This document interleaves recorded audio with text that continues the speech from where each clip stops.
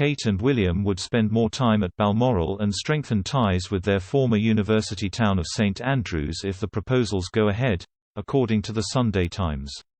The report comes just days after the couple's tour of Scotland, in which William said the country was so important to himself and wife. On the final day of their visit, William and Kate held a meeting with Gordon Brown, who has recently launched a renewed campaign to save the Union.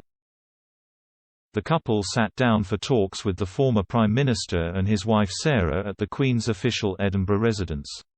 William later gave a highly personal farewell speech as his week-long tour drew to a close, describing how Scotland has shaped him and praising its people and values.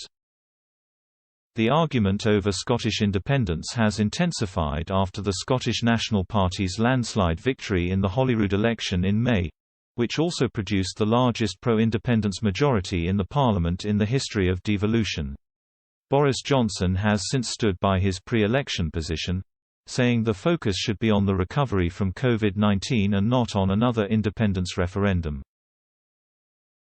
Last month, a spokesperson for Kensington Palace said, "During his time in Scotland, Prince William has spoken to a broad range of people from different communities, including politicians from across the political spectrum.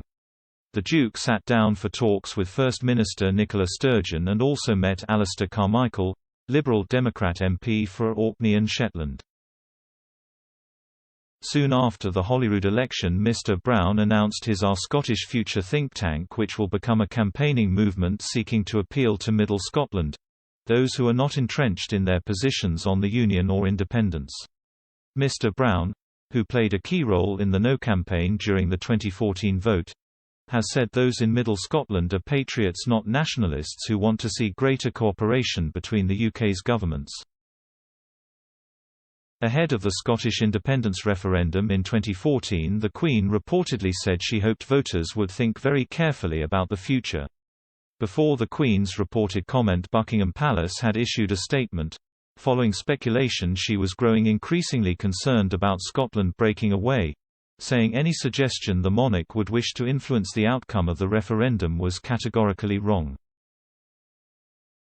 Speaking in Edinburgh at the closing ceremony of the General Assembly of the Church of Scotland, William said about some of the memorable individuals he had met.